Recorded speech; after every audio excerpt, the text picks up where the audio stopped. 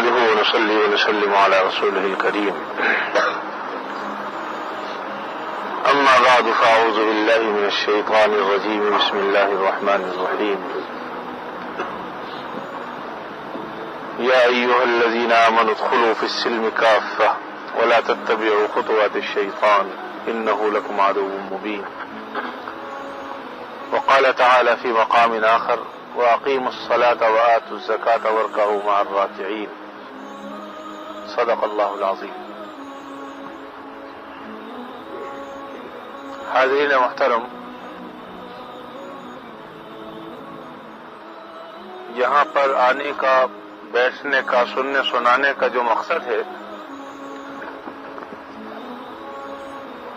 وہ اپنی زندگیوں کا جائزہ لینا ہے کہ ہم اپنے اعمال کا جائزہ لیں، اپنی زندگیوں کا جائزہ لیں کہ زندگی نبی کریم صلی اللہ علیہ وسلم کے طریقوں کے مطابق بسر ہو رہی ہے یا ان کے احکام سے ہٹ کر ہم گزار رہے ہیں۔ ویسے تو بہت سے شعبے ہیں دین کے، عبادات کے ہیں، عبادات کا شعبہ ہے، معاملات کا ہے، تو معاملات کے شعبے پر بھی بات چیت ہوتی رہتی ہے عام طور پر کہ ہم ایک دوسرے کے حقوق کی ادائیگی کر رہے ہیں یا نہیں۔ اخلاقیات پر بھی بات ہوتی رہتی ہے۔ آج عبادات سے متعلق اور عبادات میں بھی سب سے اہم ترین عبادت نماز سے متعلق کچھ باتیں عرض کرنی ہے، کیونکہ نماز اہم العبادات ہے، عبادتوں میں سب سے زیادہ اہم ترین عبادت ہے۔ اللہ رب العزت نے بے انتہا مقامات پر قرآن مجید میں نماز کی ادائیگی کا ذکر فرمایا، اور عام طور پر اقیمو کا لفظ آتا ہے، اقیم الصلاۃ، نماز قائم کرو۔ اور قائم کرنا کسی چیز کو اس کی تمام تر خوبیوں کے ساتھ، نماز قائم کرنا ایک تو ہے نماز پڑھنا، اور ایک ہے نماز قائم کرنا۔ نماز قائم کرنے کا مطلب یہ ہے کہ اس کے فرائض، واجبات، سنن، مستحبات، آداب، ان سب چیزوں کا خیال رکھتے ہوئے ہم اپنی نماز کی ادائیگی کریں۔ اس وقت پوری نماز کا جائزہ لینا مقصود نہیں ہے، لیکن چند اعمال کی طرف توجہ دلانا مقصود ہے، خاص طور پر رکوع، سجدہ، قومہ اور جلسہ۔ یہ چار چیزیں ہیں جس میں زیادہ تر کوتاہیاں پائی جاتی ہیں، اور یہاں بیٹھنے کا مقصد یہ ہے کہ ہماری وہ کوتاہیاں دور ہوں۔ ویسے تو دین کے کسی شعبے میں بھی کوتاہی نہیں ہونی چاہیے، اور اگر ہو رہی ہے تو اس کوتاہی کو دور کرنے کی فکر کرنی چاہیے، اور وقتاً فوقتاً اس کا جائزہ لینا چاہیے کہ ہم اپنی کوتاہیاں دور بھی کر رہے ہیں کہ نہیں کر رہے۔ تو اس لیے لیکن نماز میں خاص طور پر، کیونکہ نماز ایسی اہم ترین عبادت ہے کہ سیدنا عمر فاروق رضی اللہ تعالیٰ عنہ جب اپنے گورنروں کو کہیں بھیجا کرتے تھے، جن لوگوں کو گورنر بنا کر، حاکم بنا کر جس علاقے میں بھیجتے تھے، تو ان کو خاص طور پر سب سے پہلی جو ہدایت تھی وہ یہ تھی، جس کا خلاصہ میں عرض کر رہا ہوں، کہ نماز کا خاص طور پر خیال رکھنا، اس لیے کہ نماز سب سے اہم ترین عبادت ہے۔ جو شخص نماز میں کوتاہی کرتا ہے وہ باقی اعمال میں بھی یقیناً کوتاہی کرے گا، اور جو شخص نماز کو کامل طریقے پر ادا کرتا ہے تو باقی اعمال بھی انشاءاللہ صحیح طور پر ادا کرے گا۔ اب آپ جائزہ لے لیں عمومی طور پر بھی کہ جو لوگ نمازی ہیں، پھر نمازیوں میں بھی وہ جو نماز کو بڑے اچھے طریقے سے ادا کرتے ہیں، اہتمام سے پڑھتے ہیں، تو وہ باقی معاملات میں بھی عام طور پر ٹھیک ہوتے ہیں۔ لیکن نماز میں جو کوتاہی کرتا ہے اس کے باقی معاملات بھی درست نہیں ہوتے۔ جب معاملہ نماز کی کوتاہی کا ہوگا تو وہ روزے میں بھی کوتاہی کرے گا، وہ زکوٰۃ کی ادائیگی میں بھی کوتاہی کرے گا، وہ حج کی ادائیگی میں بھی کوتاہی کرے گا، باقی جو دین کے معاملات ہیں ان میں بھی کوتاہی کرے گا۔ اور بعض مقام پر میں نے یہ پڑھا یا سنا کہ ایسے شخص کو قرض بھی مت دو جو نمازی نہ ہو، کیونکہ جو اللہ کا قرض ادا نہیں کرتا وہ تمہارا قرض بھی ادا نہیں کرے گا، اور اللہ تعالیٰ کا قرض کیا ہے؟ نماز کو وقت پر ادا کرنا۔ تو اس لیے اگر ہم نماز کی ادائیگی میں کوتاہی کر رہے ہیں تو سمجھ لیں کہ باقی دین کے شعبوں میں بھی کوتاہی کر رہے ہوں گے یقیناً۔ اور پھر نماز میں بھی خاص طور پر یہ 4 چیزیں جو میں نے ذکر کی ہیں، رکوع، سجدہ، قومہ اور جلسہ، ان 3 میں خاص طور پر ہم اپنا جائزہ لیں تو عمومی طور پر اس میں کوتاہی بہت زیادہ ہوتی ہے۔ چنانچہ نبی کریم صلی اللہ علیہ وسلم نے ایک موقع پر ایک صحابی کو، جو آپ تشریف فرما تھے، ایک صحابی تشریف لائے اور انہوں نے آ کر سلام کیا، آپ نے جواب دیا، پھر اس کے بعد وہ نماز پڑھنے مشغول ہو گئے۔ نماز پڑھ کر جب آپ کی خدمت میں واپس آئے اور سلام کر کے بیٹھے تو آپ نے جواب دیا اور فرمایا کہ قم صلی فإنک لم تصلی، کھڑے ہو جاؤ، تم نماز پڑھو جا کر دوبارہ، تم نے نماز ادا نہیں کی۔ وہ صحابی اٹھے، گئے اور جا کے پھر نماز پڑھ کے آ گئے، پھر سلام عرض کیا آپ کو، آپ نے جواب دیا، آپ نے پھر یہ فرمایا کہ جاؤ نماز پڑھو، نماز تمہاری نہیں ہوئی۔ تو 3 مرتبہ اس طرح ہوا۔ آخر میں انہوں نے عرض کیا کہ اللہ کے رسول صلی اللہ علیہ وسلم، مجھے تو ایسی ہی نماز پڑھنی آتی ہے، آپ مجھے بتا دیجئے میں نماز کیسے پڑھوں؟ تو پھر آپ نے فرمایا کہ دیکھو، ہر رکن کو اعتدال کے ساتھ ادا کرو،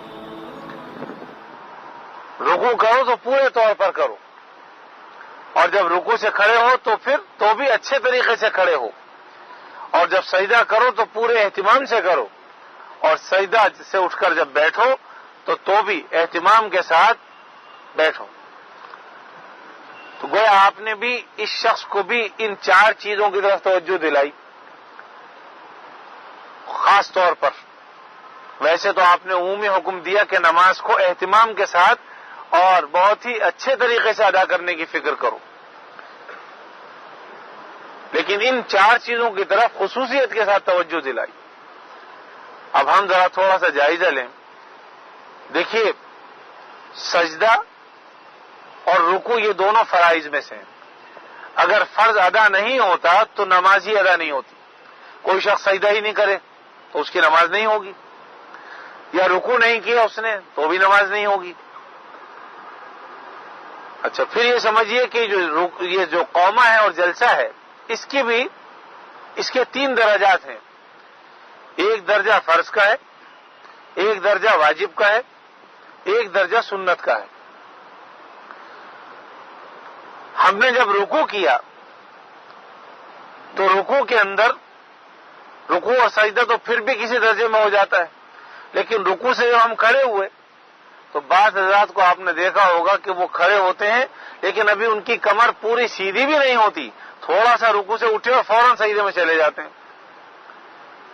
تو گویا انہوں نے جو فرض کا درجہ تھا قومے کا وہ بھی ادا نہیں کیا، کیونکہ قومے میں جو فرض درجہ ہے وہ یہ ہے کہ آدمی سیدھا کھڑا ہو جائے، چاہے کچھ پڑھے یا نہ پڑھے، سمیع اللہ لمن حمیدہ کہہ کے سیدھا کھڑا ہو اور فوراً سجدے میں چلا جائے تو اس نے فرض ادا کیا۔ لیکن اگر ابھی ہم جاری حالت ہی میں ابھی ہم اٹھ رہے تھے، پورے طور پر سیدھی کمر بھی نہیں کی، فوراً سجدے میں چلے گئے، تو جو درجہ فرض تھا وہ بھی ادا نہیں ہوا۔ اور جب فرض ادا نہیں ہوا تو بتائیے نماز ہوگی؟ فرض نہیں ادا ہوگا تو نماز کیسے ہوگی؟ لہذا یہ نماز دوبارہ پڑھنی لازمی ہے۔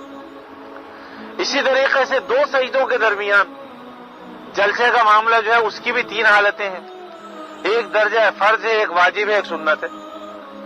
تو درجہ فرض یہ ہے کہ ہم سجدے سے اٹھ کر بیٹھیں اور اس طور پر بیٹھیں کہ ہماری کمر سیدھی ہو جائے، اور پھر ہم دوسرا سجدہ کریں، چاہے ہم بیٹھنے کے بعد کچھ نہ پڑھیں لیکن کمر سیدھی ہو جائے اور پھر دوسرا سجدہ کریں، تو یہ درجہ فرض ادا ہو گیا۔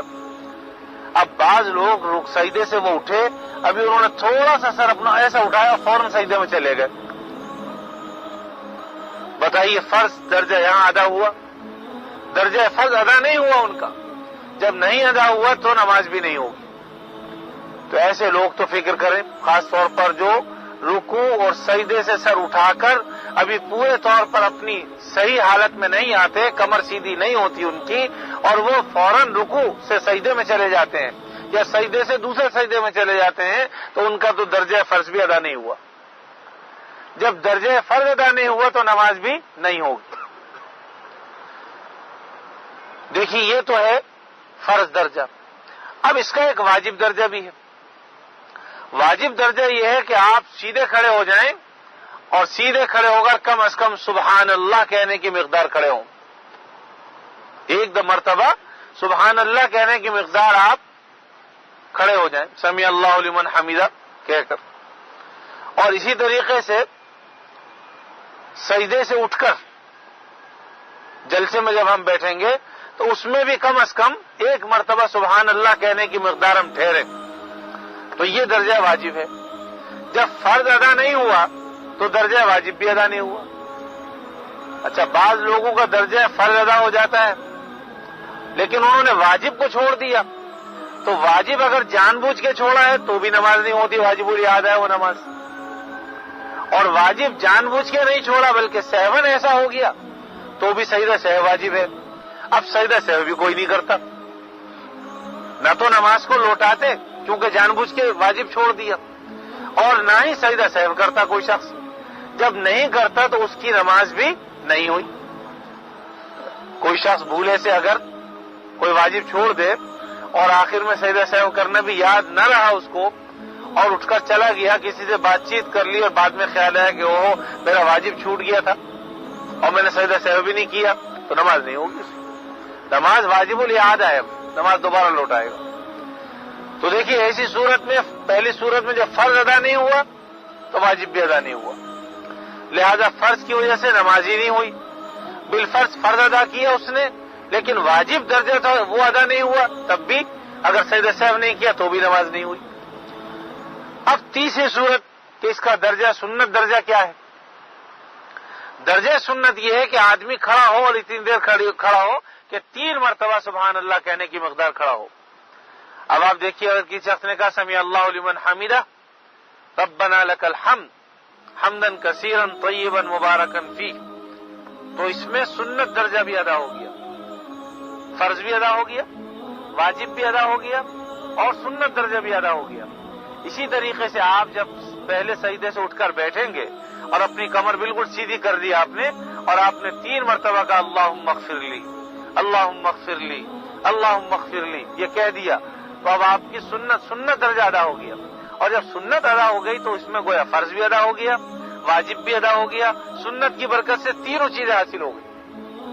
سنت کا جب ترک کرتا ہے آدمی تو بعض اوقات واجب بھی چھوٹ جاتا ہے, واجب کا ترک ہوتا ہے تو فرض بھی چھوٹ جاتا ہے. اور یہی بات ہے جس کی طرف توجہ دلائی ہے بعض بزرگان دین نے کہ جو لوگ نوافل پڑھنے میں کوتاہی کرتے ہیں کچھ دنوں بعد وہ سنتوں کو چھوڑ بیٹھیں گے, اور جو سنتوں کے پڑھنے میں کوتاہی کرتے ہیں وہ پھر فرضوں کے تارک ہو جائیں گے, اور جو فرضوں کے تارک ہو جاتے ہیں تو بعض اوقات انتہائی غفلت کا شکار ہو جاتے ہیں. تو اس لیے اب سوچ لیجئے کہ جو فرائض ہیں وہی جب چھوٹ جائیں تو پھر آدمی کیا کہے کسی کو. تو اس لیے اس طرف بہت زیادہ توجہ دینے کی ضرورت ہے کہ ہم جب رکوع میں جائیں تو درجہ سنت یعنی کم از کم 3 مرتبہ سبحان ربی العظیم ادا کریں. اور یہ بھی سمجھ لیجئے کہ سبحان ربی العظیم کا کم سے کم درجہ ہے 3 مرتبہ. اگر کوئی شخص اس سے زیادہ کہتا ہے 5 دفعہ 7 دفعہ 9 دفعہ 11 دفعہ اس کی بھی گنجائش ہے. امام تو چونکہ پابند ہوتا ہے کہ وہ ہلکی پھلکی نماز پڑھے کیونکہ اس کے پیچھے بہت سے بوڑھے لوگ بھی کھڑے ہوتے ہیں, بعض ضعیف بیمار بھی ہوتے ہیں, اس لیے ان کی رعایت کرتے ہوئے کم از کم درجہ 3 مرتبہ سبحان ربی العظیم یا سبحان ربی الاعلیٰ کا امام کے لیے ہے. لیکن ہمیں کیا مسئلہ ہے جب ہم نماز سے فارغ ہو جاتے ہیں تو اپنی نماز جیسے چاہو پڑھو بھائی, آرام سے اطمینان سے. ہونا تو یہ چاہیے کہ امام نے ہمیں جو نماز پڑھائی ہے ہلکی پھلکی اس سے بڑھ کر اب ہماری نماز ہو کہ اب سنت جب ہم ادا کریں تو اس میں سنت درجے کا اہتمام کیا جائے. لیکن ہوتا یہ ہے کہ ہم فرض سے بھی چلے جاتے ہیں کہ ابھی ہم رکوع سے آ کے بیٹھے نہ تھے اٹھ کے جانے لگے, یہ صورت ہو جاتی کہ ابھی آ کے بیٹھا نہیں آدمی اور اٹھ کے جانے لگے. تو رکوع سے ابھی پورے طور پر اٹھے نہیں کہ سجدے میں چلے گئے, سجدے سے پہلے پورے طور پر کمر سیدھی نہیں گئی کہ دوسرے سجدے میں چلے گئے. تو یہ انتہائی غلط طریقہ ہے جو ہم خاص طور پر نماز میں اس کوتاہی کا شکار ہوتے ہیں. تو ہمیں توجہ کرنی چاہیے کہ ہماری نماز حقیقت میں نماز بن جائے. ورنہ حدیث میں یہ بھی آتا ہے، ایک حدیث میں آپ صلی اللہ علیہ وسلم نے ارشاد فرمایا کہ بعض لوگ ایسے ہیں کہ نہ تو وضو درست کرتے اور نہ نمازوں کو درست کرتے، اور بعض لوگ نماز ایسی کوتاہیوں کے ساتھ پڑھتے ہیں کہ ان کی نماز سیاہ کپڑ ان کے منہ پر مار دی جاتی ہے، اور پھر وہ نماز بد دعا بھی دیتی ہے کہ اللہ جیسے اس نے مجھے خراب کیا تو بھی اسے خراب کر. تو دیکھیے ایسی نماز پڑھنے کا کیا فائدہ. لیکن بہرحال میں یہ بات ضرور عرض کروں گا کہ اگر کوئی کوتاہی ہے تو اس کی اصلاح ہونی چاہیے، نہ یہ کہ آدمی نماز ہی پڑھنا چھوڑ دے.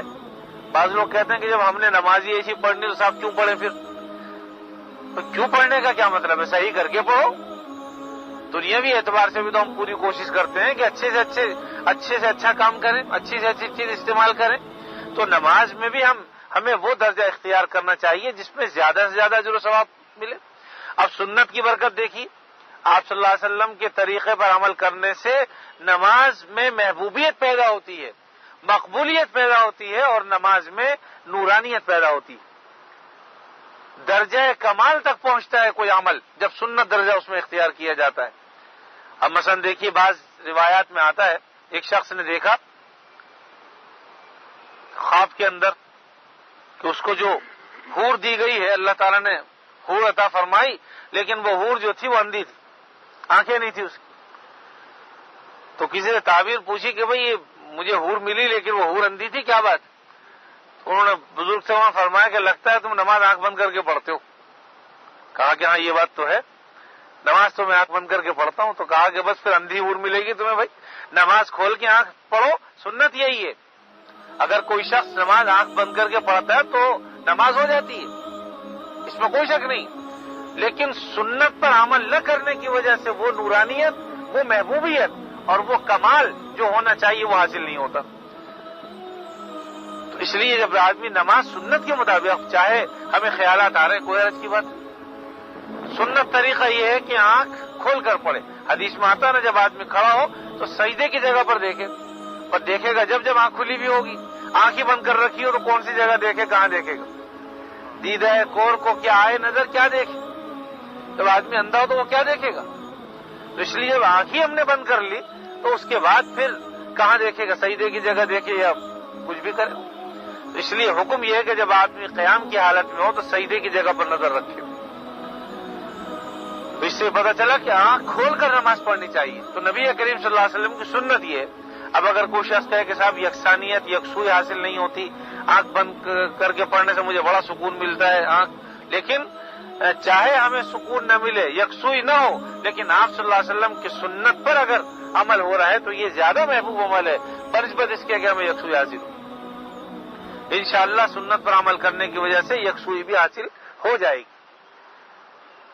تو اس لیے جو شخص یہ چاہتا ہے کہ اس کو ایسی حور ملے جو آنکھوں والی ہو تو سنت طریقے پر نماز پڑھے، اور وہ طریقہ یہ کہ نماز آنکھ کھول کر پڑھے. تو دیکھیے یہ سنت طریقے پر جب ہم نے جلسے میں عمل کیا، ہم نے قومے پر عمل کیا. قومہ کہتے ہیں رکوع سے اٹھ کر جب کھڑے ہوتے ہیں اس کو قومہ کہا جاتا ہے. اور جلسہ دونوں سجدوں کے درمیان جب ہم اٹھ کر بیٹھتے ہیں تو یہ جلسہ. اس میں اب یہ دیکھیے کہ جب ہم سنت ادا کرتے ہیں تو حدیث میں آتا ہے ایک مرتبہ نبی کریم صلی اللہ علیہ وسلم نماز پڑھا رہے تھے تو آپ کے پیچھے ایک صحابی نے جب آپ نے کہا ربنا لک الحمد کہا، سمع اللہ لمن حمدہ کہا، تو مقتدی ربنا لک الحمد کہتے ہیں. تو ربنا لک الحمد کے بعد ایک مقتدی نے کہا حمدن کثیرن طیبا مبارکن فیہ. ایک صحابی نے کہا. جب آپ نماز سے فارغ ہوئے تو آپ نے فرمایا کہ بھئی کس نے یہ کہا تھا؟ تو وہ صحابی ڈر گئے کہ شاید میں نے غلط کیا، ایسا مجھے نہیں کرنا چاہیے تھا. تو آپ کو 2-3 مہینے وہ خاموش رہے. پھر آپ نے فرمایا کہ بھئی میں اس لیے نہیں کہہ رہا کہ کوئی تم نے غلط کیا، بلکہ میں نے یہ دیکھا کہ جب اس شخص نے یہ جملہ کہا حمدن کثیرن طیبا مبارکن فی، تو میں نے دیکھا کہ 30 سے زیادہ فرشتے اس کو لینے کے لیے لپکے اور جھپٹے.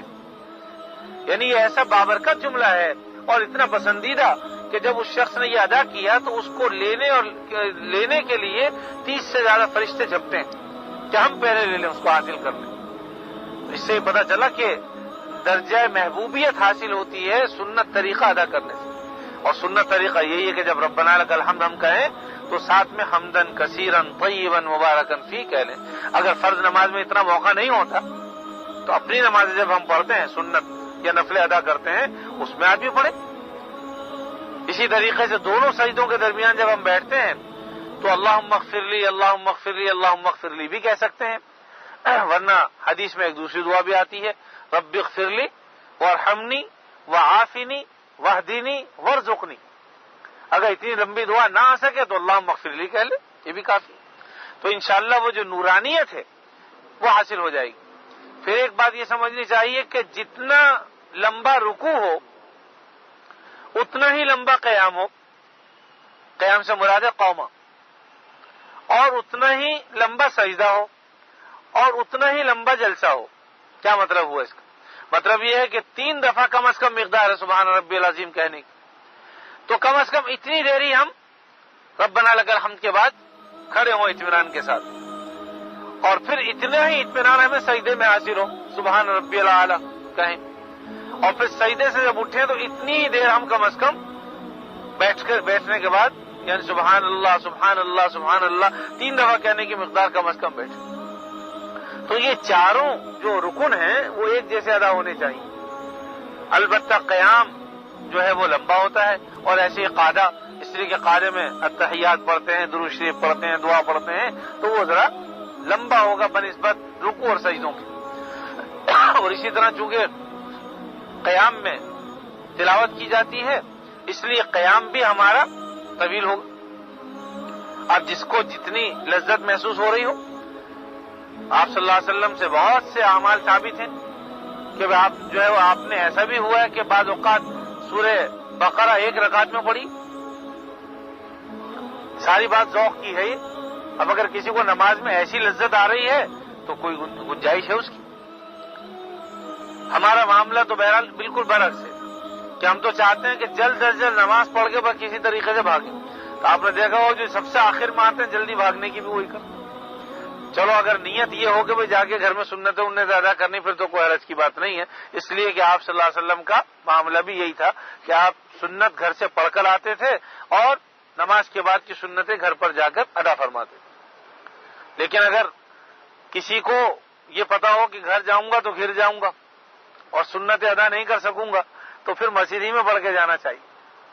لیکن اگر اس کا اطمینان ہو کہ بھائی گھر میں جا کے ادا کروں گا انشاءاللہ تو اس میں کوئی حرج نہیں، پھر گھر میں جا کے بھی ادا کر سکتا ہے آدمی۔ تو بہرحال خوش و خضوع کے ساتھ نماز تب ادا کریں گے ہم جب نماز کی اہمیت کا ہمیں اندازہ ہوگا کہ یہ کتنی اہم ترین چیز ہے۔ اب دیکھیے بعض لوگ نماز پڑھتے ہیں، نیت باندھ کے کھڑے ہو گئے، اس کے بعد کبھی لائٹ کی طرف دیکھ رہے ہیں، کبھی کھمبے کو دیکھ رہے ہیں، کبھی اوپر تاروں کو گن رہے ہیں، مختلف حالتوں کو دیکھتے رہتے ہیں۔ ان سے آپ پوچھیں تو پورا آپ کو بتا دیں گے کون آیا کون گیا، ساری بات ان کو معلوم ہوتی ہے۔ کیونکہ نماز کی طرف دھیان نہیں، زبان تو چل رہی ہے لیکن ان کا دل و دماغ کہیں اور ہے۔ آدمی یہ سوچ لے، یعنی اگر آپ یہ چاہتے ہیں کہ اس معاملے کی اس کوتاہی کا تدارک ہو تو دیکھیے قرآن مجید میں آتا ہے یکاد البرق یخطف ابصارهم، قریب ہے کہ اللہ تعالیٰ ان کی آنکھوں کو اچک لے۔ تو بعض بزرگوں نے فرمایا کہ نماز میں حکم یہ ہے کہ تم سجدے کی جگہ پر دیکھو۔ اب اگر نماز میں ہم ادھر ادھر دیکھیں گے تو آدمی فوراً خیال لائے کہ خدا نہ کرے میں ادھر ادھر دیکھوں، ایسا نہ ہو کہ اللہ تعالیٰ آنکھوں کی بینائی ظاہر کر دے، ایسا نہ ہو کہ اللہ تعالیٰ میری جو بصارت ہے وہ چھین لے، آنکھیں تو ہوں لیکن اس میں روشنی نہ ہو، یہ ناممکن نہیں۔ تو بس یہ خیال آئے گا تو انشاءاللہ آپ دیکھیں گے کہ فوراً آپ کی توجہ اپنی جگہ پر ہو جائے گی، صحیح ہو جائے گی۔ اسی طریقے سے جب ہم ادھر ادھر دیکھ رہے ہوں تو فوراً سوچیے، اللہ تعالیٰ یہ کہتے ہیں کہ بندے کیا مجھ سے اچھی چیز نظر آ رہی ہے تجھے؟ کوئی تجھے ادھر ادھر دیکھ رہا ہے تو کیا ہم سے بھی کوئی اچھا نظر آ رہا ہے تمہیں؟ انشاءاللہ فوراً دل کہے گا کہ اللہ آپ سے اچھے کون ہو سکتے ہیں، اور فوراً اپنی توجہ ہم لے آئیں گے نماز میں۔ اپنی نماز کی توجہ کو برقرار رکھنے کے لیے فوراً اس عمل کو کیجیے، ذہن میں لائیے اس بات کو کہ اللہ تعالیٰ یہ کہہ رہے ہیں کہ بندے تو ادھر ادھر جو دیکھ رہا ہے تو ہم سے اچھی چیز تجھے کچھ نظر آ رہی، انشاءاللہ فوراً توجہ صحیح ہو جائے گی۔ اسی طرح ہم سجدے میں جب جاتے ہیں، حدیث میں آتا ہے کہ سجدہ جب آدمی کرتا ہے سب سے قریب ترین اللہ تعالیٰ کے سجدے کے اندر ہوتا ہے آدمی، اور بعض روایت سے پتہ چلتا ہے کہ آدمی اللہ تعالیٰ کی اپنی شان کے مطابق اس کے اعضاء ہیں، تو یہ تصور کرے کہ اللہ کے سجدہ قدموں میں ہم اللہ کے سجدہ کر رہے ہیں، دونوں قدموں کے درمیان ہم سجدہ کر رہے ہیں۔ بس جب آدمی اس تصور کے ساتھ کرے گا کہ اللہ رب العزت جو ہمارے محبوب بھی ہیں ان کے قدموں میں سجدہ کرنا ہے، تو اس کی حلاوت، اس کی مٹھاس کا آپ اندازہ نہیں لگا سکتے۔ اس تصور کو دل میں جگہ دیجیے اور اس تصور کے ساتھ آپ سجدہ کریں کہ ہم اللہ تعالیٰ کے قدموں میں سجدہ کر رہے ہیں۔ اب رہے ان کے قدم کس شان کے ہیں اس طرف جانے کی ضرورت نہیں ہے، اپنی شان کے لائق اللہ تعالیٰ کے لیے بہت سے الفاظ آتے ہیں قرآن مجید میں، علی العرش استویٰ، کہ وہ اپنے عرش پر ہے، بیٹھے ہوئے ہیں، کس طرح بیٹھے ہوئے ہیں، یا یہ کہ اللہ کے لیے پنڈلی کا ہونا، اب اللہ کی پنڈلی کیسی ہے، سمجھ آئی؟ تو یہ اس کو سوچنے کی ضرورت نہیں، بس اتنا سوچ لینا کافی ہے کہ اپنی شان کے مطابق۔ اس لیے اپنی نمازوں کو ہم درست کریں، اپنا جائزہ لیں خاص طور پر، اور نماز میں جو کوتاہیاں ان کوتاہیوں کا ازالہ کریں اور فکر کریں، اور خاص طور پر نماز کے طریقے پر ادا کریں، درست طریقے پر۔ سب سے پہلے نماز ادا کرنے کے لیے جب ہم کھڑے ہوں تو اطمینان کر لیجئے کہ ہمارا رخ بالکل صحیح قبلے کی طرف ہے یا نہیں۔ اس کا مطلب یہ ہے کہ ہم ایسا نہ ہو کہ پیر ہمارے ٹیڑھے ہوں، ادھر جا رہے ہوں، یا اس طرح کھڑے ہوئے ہوں، ایک پیر ادھر ایک پیر ادھر، تو قبلہ رخ تو نہ ہوا۔ پیر بھی ہمارے سیدھے ہوں، ہمارا جسم بھی بالکل قبلے کی طرف ہو، ہماری آنکھیں بھی قبلے کی طرف ہوں، ہمارا سینہ بھی قبلے کی طرف ہو، حتیٰ کہ جب ہم اللہ اکبر کہیں تو ہمارے ہاتھ جو ہیں یہ بھی قبلہ رخ ہو۔ بعض لوگ یوں کرتے ہیں، بعض لوگ اس سے بھی اوپر جو ہے وہ ہاتھ اٹھاتے ہیں، ایسے کر کے کر لیتے ہیں، اور بعض لوگ کسی اور طریقے سے۔ تو صحیح طریقہ یہ ہے کہ کانوں کی جو لو ہے، نرم گوشے ہیں، اس کی سیدھ میں ہمارے ہاتھ ہوں، یا سینے تک ہاتھ ہوں، کاندھے تک، اور پل ہوں سیدھے بالکل، انگلیاں نہ بالکل ایسی کھلی ہوئی ہو، نہ بالکل سختی سے بند ہو، بلکہ ان کی حالت پر چھوڑ دیں، نہ بالکل بند ہو نہ بالکل کھلی ہوئی ہو، ان کی حالت پر فطری طور پر جیسی رہتی ہیں اس طریقے پر چھوڑ دیں، لیکن قبلہ کی طرف رخ کر کے، اور اس طریقے سے اپنے آنکھوں کو بلکہ قبلے کی طرف کریں، اور جیسے جیسے ہمارے ہاتھ نیچے آئیں اپنی نگاہوں کو بھی جھکاتے چلے جائیے، ہاتھ اپنی جگہ پر آ جائیں، نگاہیں اپنی جگہ پر چلی جائیں، ہاتھ جو ہے وہ ناک پر آ جائے، 3 انگلیاں کلائی پر، اور یہ جو ہتھیلی ہے، ہتھیلی ہاتھ کے پشت پر اس طریقے سے، اور دونوں چھنگلی اور انگوٹھا اس سے اپنی کلائی کو پکڑ لیجئے، اس طریقے سے یہ 3 انگلیاں اوپر آ جائے، اور اندر کی جو ہتھیلی ہے یہ ہاتھ کی پشت پر آ جائے، اس طریقے سے، اور آپ اس کو ہاتھ کو تھوڑا سا اس طریقے سے رکھ لیجیے، تھوڑا سا یہ ہاتھ یوں اس طرح کرنے کی ضرورت نہیں ہے، بلکہ تھوڑا سا اس طرح رہے کہ یہ ہاتھ ناک سے نیچے تھوڑا سا رہے، اور اس ناک کے اوپر ہاتھ باندھ لیجیے۔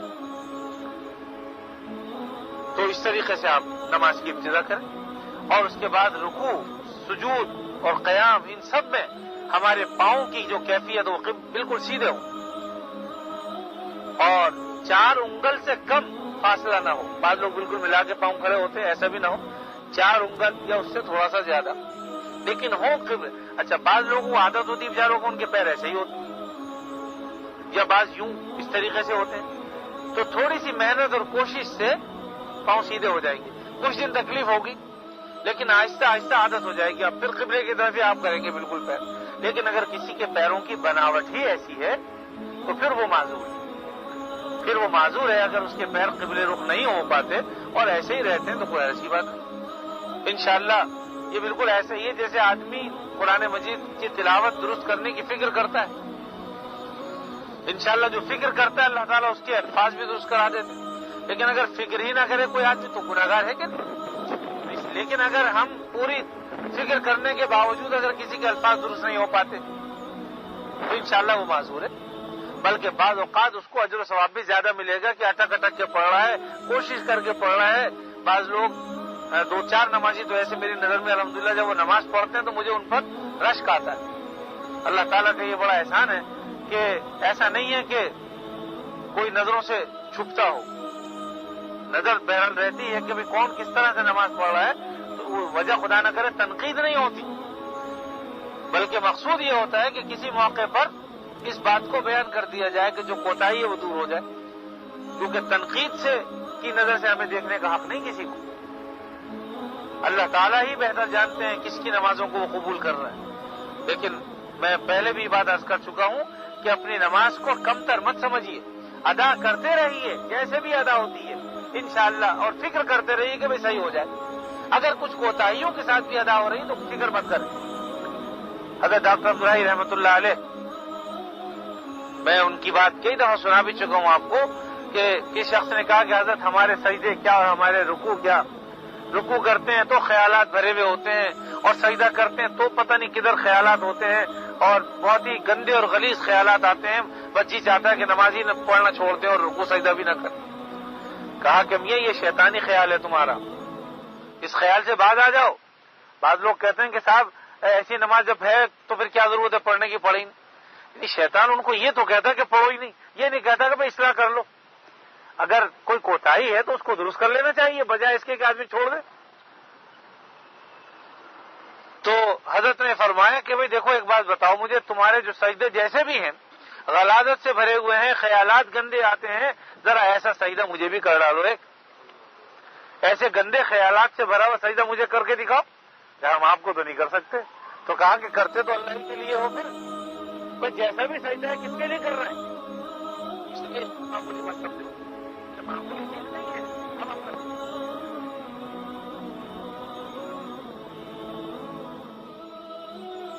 اپنا سر تو اللہ کے لیے جھکا رہے ہیں، انشاءاللہ بے نمازی نہیں کہلاؤ گے کم از کم۔ کوئی کہے گا تو کہو گا ہاں بھائی نمازی، ہم اس کی گواہی دیتے ہیں، 5 وقت نماز پڑھنے آتا ہے۔ لیکن بہرحال ہم سب اپنی کوتاہیوں کو خود سمجھتے ہیں، ہمیں اپنی کوتاہیوں پر نظر رکھنی چاہیے، اور اگر کوئی شخص توجہ دلائے اس کو اپنا محسن سمجھو، اس کو ایسے گھور کے مت دیکھو کہ اس نے مجھے کیوں کہا، یہ کون ہوتا ہے کہنے والا، یا یہ مجھ سے زیادہ جانتا ہے کیا، ایسا مت سمجھو۔ الدین النصیحہ، دین تو خیر خواہی کا نام، دین تو بھلائی کا نام ہے۔ کہنے والے کو بھی چاہیے اس کو کہو کہ میرے بھائی میں نے یہ چیز دیکھی ہے، میری ذرا نماز دیکھ لو، یا میرا رکوع، میں رکوع کر رہا ہوں آپ ذرا دیکھ لو میں رکوع صحیح کرتا ہوں یا نہیں کرتا۔ بعض اوقات اس طرح سے بھی سمجھایا جا سکتا ہے، یا اس طریقے سے کہ بھائی میں نے یہ سنا ہوا ہے، میں نے آپ کو ایسا کرتے ہوئے دیکھا، اگر سمجھ میں نہ آئے تو ہم چل کے معلوم کر لیتے ہیں کسی معلوم جس کو معلوم ہے اس سے۔ تو بہرحال ایسے طریقے سے اس سے کہے کہ وہ سننے پر آمادہ ہو جائے، اور سننے جس کو کہا جا رہا ہے وہ بھی یہ سمجھے کہ یہ میرا محسن ہے، اس کو کیا پڑی ہے کہ میں کیسی نماز پڑھ رہا ہوں۔ اگر یہ درست کرا رہا ہے، اگر یہ میری توجہ دلا رہا ہے، تو یقیناً اس کو کوئی مطلب نہیں ہے مجھ سے، اللہ کے لیے یہ کام کر رہا ہے، تو اس کو اپنا محسن سمجھیں گے تو انشاءاللہ اس کی قدر بھی دل میں پیدا ہوگی، اور ہمارے دل سے اس کے لیے دعا بھی نکلے گی کہ اللہ اس کو جزائے خیر دے۔ جزاک اللہ کے چشمہ باز کر دی، مارا ابا جانے جا ہم راز کر دی، اللہ تعالیٰ تجھے جزا کے تو نے میری آنکھیں کھول دی۔ ہم تو آج تک ایسی ہی نمازیں پڑھتے رہے، لیکن تم نے توجہ دلا دی کہ نماز ایسے پڑھنی چاہیے، اللہ تعالیٰ تمہیں جزائے خیر دے۔ دعا نکلے گی کہ نہیں؟ تو اس لیے آدمی اس کو اپنا محسن خیال کرے۔ یہ ساری کوتاہیاں اصل میں ہمارے ذہنوں میں اس لیے آتی ہیں کہ ہم کہیں اٹھتے بیٹھتے نہیں، کہیں جاتے نہیں، کہیں سیکھنے کے لیے اس سے نہیں جاتے۔ میں ہمیشہ عرض کرتا ہوں کہ آدمی جائے یہ سوچ کر کہ ہم کچھ سیکھ کر آئیں گے۔ اہل علم کی مجلسوں میں جب بھی جائے تو یہ سوچے کہ انشاءاللہ کچھ بات سیکھ کے آئیں گے، اور جو سیکھیں گے اس پر عمل کرنے کی بھی کوشش کریں گے۔ ارادہ تو کر لو اچھا، اللہ تعالیٰ سے برکت بھی عطا فرما دیں گے۔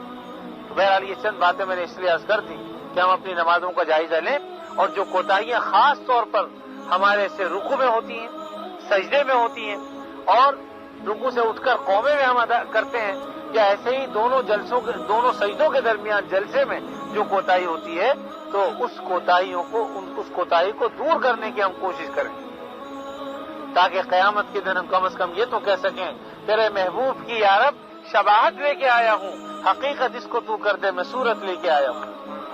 ہم تو صرف اعمال کرتے ہیں، ظاہری اعمال، اے اللہ تو اس کو حقیقت میں تبدیل کر دے کہ ہماری نماز حقیقت میں نماز ہو، اللہ کے ہاں مقبول ہو۔ حدیث میں آتا ہے کہ سب سے پہلی جو چیز اٹھائی جائے گی دنیا سے وہ خشوع ہے۔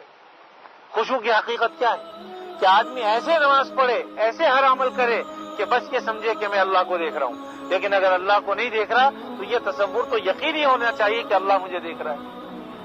اور دیکھیے جب یہ تصور ہوتا ہے نا، ادراک کسی کو اس بات کا ہو، میں اس پر مثال دیا کرتا ہوں، ایک بڑے بزرگ سے ان کا انتقال ہو گیا، مثال میں نے ان سے سنی، اور ایسی شاندار مثال کہ اس سے زیادہ بہتر مجھے مثال محسوسات میں کبھی محسوس نہیں ہوئی۔ انہوں نے فرمایا کہ دیکھو بھائی، اگر مرد اور عورت کسی کمرے میں بدکاری کے لیے جمع ہو، لیکن اور ان کا پورا ارادہ ہو، خیال ہو گناہ کے کام کرنے کا، لیکن اچانک دونوں کی نظر پڑ جائے یا دونوں میں سے کسی ایک کی کہ کوئی بچہ چھوٹا 8-10 سال کا جو ہے وہ سیڑھی میں سے جھانک رہا ہے، بتائیے اس کے ارادوں پر ہوش پڑ جائے گی کہ نہیں؟ سارے جذبات ٹھنڈے ہو جائیں گے کہ نہیں؟ تو ایک چھوٹا سا بچہ 8-10 سال کا، اگر ہمیں یہ تصور ہوتا ہے کہ کوئی ہمیں دیکھ رہا ہے تو سارے ارادوں پر ہوش پڑ جاتی ہے۔ اگر اللہ تعالیٰ کا ہم یہ تصور کریں کہ مالک حقیقی ہمیں دیکھ رہا ہے گناہ کرتے ہوئے، تو کیا ہم گناہ پھر بھی کریں گے؟ یہ تصور تو ہو نا، اس کا ادراک ہو، استحضار ہو۔ اصل سارا معاملہ یہ کہ ہمیں استحضار، ہم جو بھی عمل کرتے ہیں ہم یہ نہیں سوچتے کہ اللہ تعالیٰ ہمیں دیکھ رہے ہیں۔ اگر یہ ہمیں استحضار ہو جائے تو یقین کریں کہ ہم نہ پھر مجلس میں گناہ کریں گے نہ تنہائی میں، اس لیے کہ ہم سوچیں گے جب تنہائی میں تو ہمیں ہمارا اللہ دیکھ رہا ہے۔ کہاں بچ کے جائیں گے اللہ تعالیٰ سے؟ کوئی جگہ ایسی ہے کہ جہاں اللہ تعالیٰ نہ ہو؟ اس کو لوگوں نے غلط طریقے سے تو لے لیا کہ صاحب غالب نے کہا کہ زاہد شراب پینے دے مسجد میں بیٹھ کر، یا وہ جگہ بتا دے جہاں پر خدا نہ ہو، الیاذ باللہ ثم الیاذ باللہ، تو وہاں یہاں اس طور پر تو ہم لے لیتے ہیں، لیکن الیاذ باللہ یہ نہیں سوچتے کہ ہم جب شراب پیئیں گے اور شراب بھی مسجد میں پیئیں گے تو اس کا گناہ کتنے درجے بڑھ جائے گا۔ بھائی ایک گناہ یہ ہے کہ چھپکے کر رہا ہو، ایک گناہ یہ ہے کہ وہ لوگوں کے سامنے کر رہا ہو، پھر اور بھی بڑھ گئی شناعت اس کی، اور پھر اس کے بعد اس گناہ کو اور بھی بڑھا دیتی ہے وہ گناہ کہ اگر وہ مسجد میں کر رہا ہو، الیاذ باللہ، پھر اگر وہی گناہ مسجد اقصی میں کر رہا ہو، پھر وہی گناہ اگر ہم مسجد نبوی میں کریں، الیاذ باللہ، پھر اگر وہی گناہ مسجد حرام میں کریں، تو بتائیے بڑھ جائے گا کہ نہیں؟ یہی وجہ ہے کہ بزرگان دین نے فرمایا کہ اگر 1,00,000 عمل کا ثواب ملتا ہے تو گناہ بھی اسی درجے کا ہے وہاں پر، کہ اتنے اعلیٰ مقام پر جہاں اللہ کا گھر اپنی آنکھوں سے دیکھ رہے ہو وہاں بھی گناہ کر رہے ہو، یعنی وہاں پر بھی تمہیں استحضار نہیں کہ اللہ ہمیں دیکھ رہا ہے، ہونا تو یہاں چاہیے۔ اس لیے میرے عزیز بھائیو، ہم اللہ تعالیٰ کا اگر استحضار کریں، کوئی گناہ کرتے ہوئے بھی، چاہے چھوٹے سے چھوٹا گناہ ہو یا بڑے سے بڑا گناہ ہو، استحضار بڑی چیز ہے۔ اگر اس کا ادراک اور استحضار ہمیں ہو کہ اللہ تعالیٰ ہمیں گناہ کرتے ہوئے دیکھ رہے ہیں تو یقیناً ہم گناہ سے رک جائیں گے۔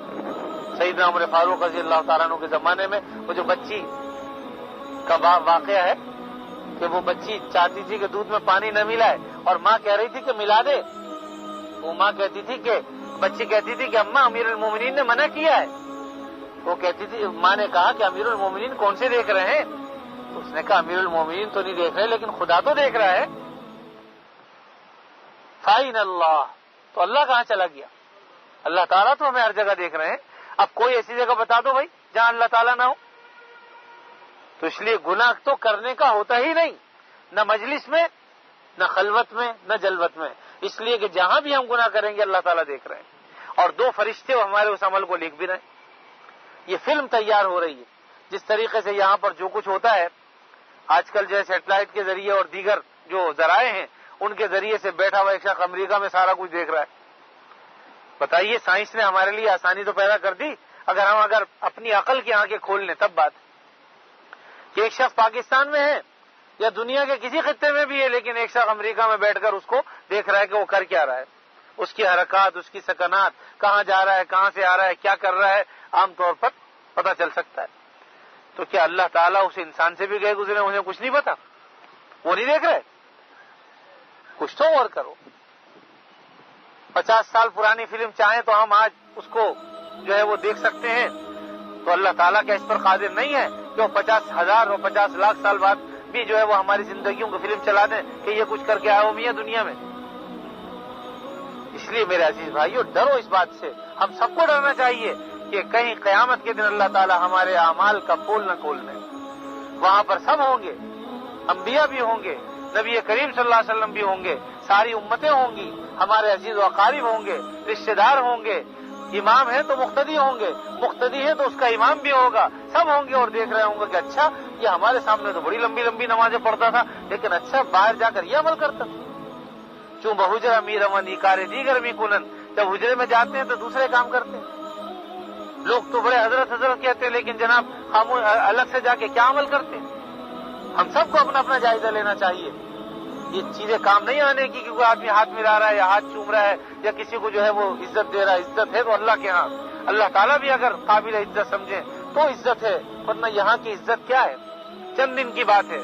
کوئی بہت عزت دار ہے تو بھی ختم ہو جائے گا، کسی کی کوئی عزت نہیں کر رہا کسی وجہ سے تو وہ بھی ختم ہو جائے گا۔ یہاں کی راحتیں بھی ختم ہونے والی ہیں، یہاں کی ساری چیزیں جو ہماری نظروں میں مزین ہیں، لشپش ہوئی ہوئی ہیں چیزیں اور ہمیں بڑی اچھی نظر آتی ہیں، یقین کر ایک دن سب چھوڑ چھاڑ کے جائیں گے۔ کتنا ہی بڑا کوئی ہو، کیا مرتے نہیں؟ ایک دن مریں گے، آنکھیں بند ہوں گی، سب چھوڑ جائیں گے۔ اس لیے ہمیں اپنی آخرت کی فکر کرنی چاہیے، اپنے اعمال کی اصلاح کی فکر کرنی چاہیے۔ اب چاہے وہ نماز کا عمل ہو، چاہے نماز میں ہم تجارت کر رہے ہوں، چاہے کوئی اور معاملہ ہو، ہر معاملے کو اپنا اس زاویہ نگاہ سے دیکھو کہ یہ اللہ کو پسند ہے یا ناپسند۔ پسند ہے تو اس کو دل و جان سے کر لیجئے، ناپسندیدہ عمل ہے تو اس کو فوراً ترک کر دیجیے۔ اللہ تعالیٰ اس کی مجھے بھی توفیق عطا فرمائے، آپ کو بھی توفیق عطا فرمائے، سب مسلمانوں کو اللہ تعالیٰ اپنے فضل خاص سے اپنے اعمال کو درست کرنے کی فکر عطا فرمائے اور سارے اعمال ہمارے اللہ تعالیٰ نبی کریم صلی اللہ علیہ وسلم کی سنتوں کے مطابق کر دیں۔ وآخر دعوانا الحمدللہ رب العالمین۔